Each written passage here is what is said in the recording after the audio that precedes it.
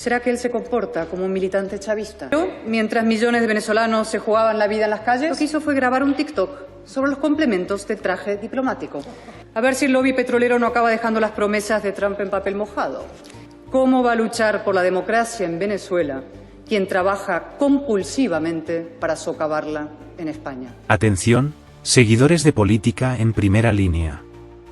Lo que acaba de ocurrir en el Congreso no tiene precedentes. Cayetana Álvarez de Toledo ha hecho historia con un discurso que ha sacudido los cimientos de la política española. Esto no fue solo una intervención, fue un grito de guerra contra la hipocresía, el cinismo y las traiciones de Pedro Sánchez y su gobierno. Lo que está en juego no es solo el futuro de Venezuela, sino la dignidad y la credibilidad de España en el mundo. En un acto de valentía y determinación, Cayetana se plantó ante el Congreso, y con palabras cargadas de verdad y furia, desenmascaró la complicidad del gobierno de Sánchez con el régimen criminal de Nicolás Maduro. ¿Dónde está la moralidad del gobierno español? ¿Dónde está su compromiso con los derechos humanos?, clamó Álvarez de Toledo, dejando a los socialistas sin respuestas. Pero esto no fue un simple cuestionamiento, fue una acusación directa, sin concesiones. La diputada del Partido Popular denunció, sin medias tintas, que el gobierno español no solo ha fallado en apoyar al pueblo venezolano en su lucha por la libertad, sino que ha sido cómplice de la dictadura chavista. Con una voz firme que resonó en todo el hemiciclo, Cayetana acusó a José Manuel Álvarez, ministro de Exteriores, de ser un cómplice activo de Maduro. Mientras los venezolanos se juegan la vida en las calles, nuestro ministro se dedica a grabar TikToks sobre sus trajes diplomáticos. Esto no es solo inmoral, es vergonzoso, arremetió. El clímax del discurso llegó cuando Cayetana reveló el verdadero alcance de la traición. El gobierno de España no reconoce al legítimo presidente Juan Guaidó, y en su lugar, legitima a un tirano que ha convertido a Venezuela en un estado fallido.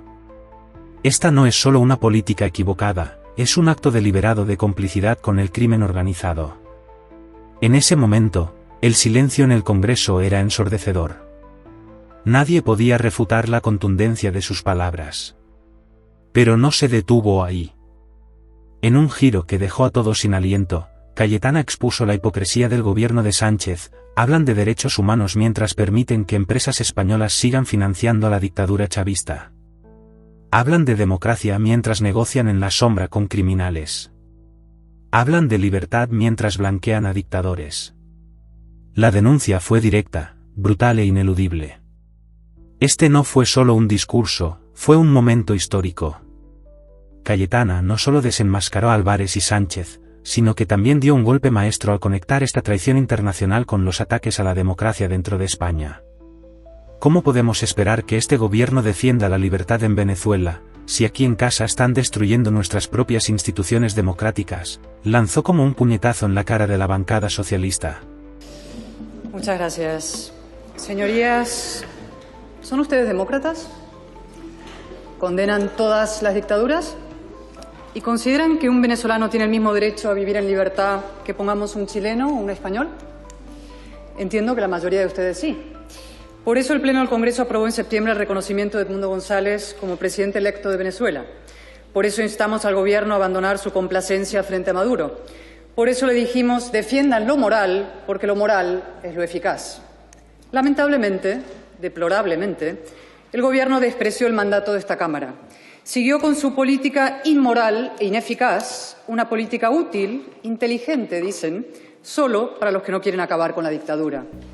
El 10 de enero, Nicolás Maduro consumó su golpe de Estado. El presidente elegido por el 70% de los venezolanos ni siquiera pudo poner un pie en su país. El Gobierno de España tiene en ese desenlace una responsabilidad indelegable. Señorías, mi grupo considera que el ministro de Exteriores debe comparecer ante el Pleno del Congreso para dar cuenta de su claudicación ante la dictadura de Maduro. Y eso que ya intuimos lo que dirá. Lo conocemos bien. ¿Saben lo que hizo el señor Álvarez el 9 de enero, mientras millones de venezolanos se jugaban la vida en las calles? Mientras nosotros y representantes de la mayoría de esta Cámara nos concentrábamos para exigir que Edmundo González pudiera tomar posesión. Mientras María Corina Machado era retenida, golpeada y amenazada. Lo que hizo fue grabar un TikTok sobre los complementos de traje diplomático. El sombrero bicornio, los guantes, el espadín y las condecoraciones. sobre todo las condecoraciones que al ministro le apasionan. Pues bien, vamos a concederle la Gran Cruz de la Orden del Cinismo, porque solo desde un cinismo olímpico se puede decir lo que dice el señor Álvarez sobre Venezuela. 1. Se jacta de haber traído a Edmundo González a España cuando su obligación era exactamente la contraria, sacar a Maduro de Venezuela. 2. Dice que el objetivo del Gobierno es promover una solución política genuinamente venezolana entre venezolanos. ¿Y qué cree el ministro que fueron las elecciones del 28 de julio? Una solución privada entre suecos. 3. Nos acusa el PP de comportarnos como un partido venezolano. ¿Será que él se comporta como un militante chavista? Incluso dice que importamos a España la división de los venezolanos. ¿A qué división se refiere? ¿A la que Zapatero lleva años promoviendo en beneficio de la dictadura? Esa división ya no existe. Venezuela es hoy un pueblo unido contra un cártel criminal. Y Zapatero, un operador de Maduro ya desenmascarado. Como ese monedero que ha dado una conferencia sobre derechos humanos en el mayor centro de torturas de América Latina. Ni el más miserable de los mercenarios. ¡Qué crueldad! Y 5. Esto lo dijo el ministro el lunes. Le preguntaron, ¿quién es el presidente de Venezuela? Y contestó, nosotros no hemos dado legitimidad al acto de toma de posesión de Maduro, pero hay un presidente que representa internacionalmente a Venezuela. Eso no lo podemos desconocer. Es decir, reconoció a Maduro y desconoció a Edmundo y al pueblo venezolano que lo eligió. De equidistante, nada. El Gobierno de España ha tomado parte. Es cómplice de un usurpador.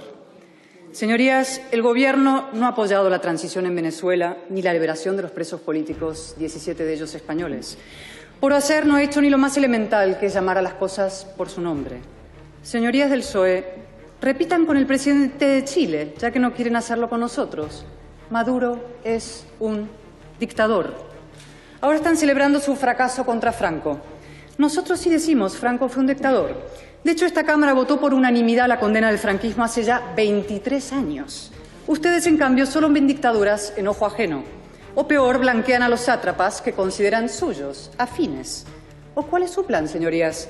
¿Esperar de brazos cruzados para dentro de 50 años conmemorar que Maduro murió tranquilamente en su cama? Y apuntarse el mérito, claro, con su correspondiente condecoración. Señorías, las dictaduras se perpetúan gracias a dos mentiras. La mentira del apaciguamiento y la mentira de que no hay alternativa. Dice el ministro, la solución es el diálogo. ¿Saben cuántos procesos de diálogo han patrocinado Zapatero y otros? Más de 20. ¿Para qué han servido? Para dar oxígeno a la tiranía. El apaciguamiento es un negocio próspero. Y no, la resignación no es una opción. Los venezolanos no están condenados a sobrevivir bajo una tiranía narcocriminal. Depende también de nosotros. ¿Qué puede, qué debe hacer España? Primero, demostrar valentía. Bastaría con una milésima parte de la que exhiben los líderes venezolanos, asediados, secuestrados, torturados. No les pidamos más heroísmo, seamos nosotros decentes. Segundo, decir y defender la verdad. Qué papelón el de España y, por extensión, el de Europa.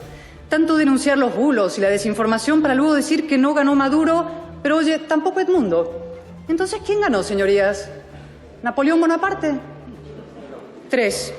Promover la acción de la justicia. Esta Cámara, también a instancias de mi grupo, exigió al Gobierno que impulse la causa contra Maduro ante la Corte Penal Internacional. ¿A qué espera el Gobierno para acatar el mandato del Congreso? Y, por cierto, el fiscal Khan para actuar. 4.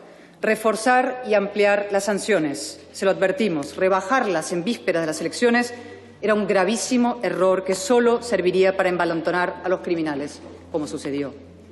5. Dejar de financiar a la dictadura. Evidente, ¿no? Ojalá lo fuera.